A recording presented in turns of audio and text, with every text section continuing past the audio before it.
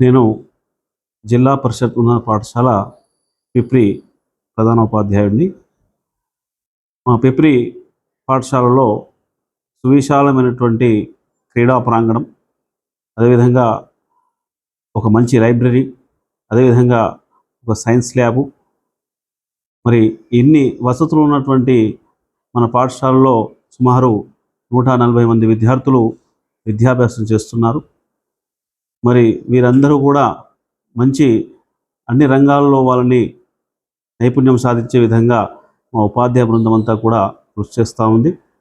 అదేవిధంగా ముఖ్యంగా క్రీడా ప్రాంగణం చూసుకున్నట్లయితే మా దగ్గర ఖోఖో, అదేవిధంగా బాక్సింగ్ క్రీడల్లో పిల్లల్ని మరి రాష్ట్ర స్థాయి కూడా తీసుకెళ్ళడం జరిగింది.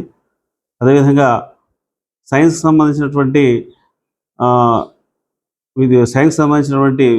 వైజ్ఞానిక ప్రయోగశాలల్లో పిల్లలకి జిల్లా స్థాయిలోకి తీసుకెళ్ళడం జరిగింది.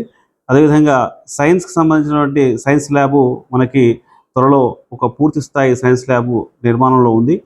అది కూడా మనకి త్వరలో పూర్తి కాబోతుంది.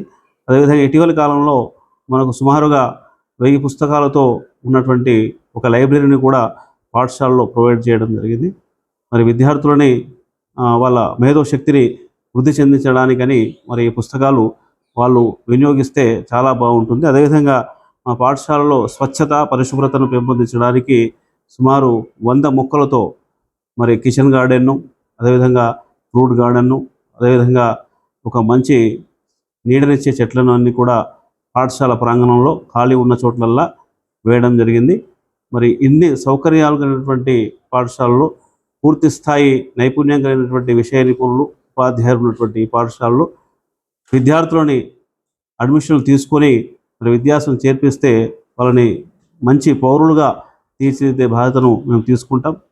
మరి తప్పకుండా మరి ఇటువంటి సౌకర్యాలు కలిగినటువంటి ప్రభుత్వ పాఠశాలను మరి ఉపాధ్యాయులు ప్రజలు వినియోగించుకోవాలని ఆశిస్తున్నాను. Thank you.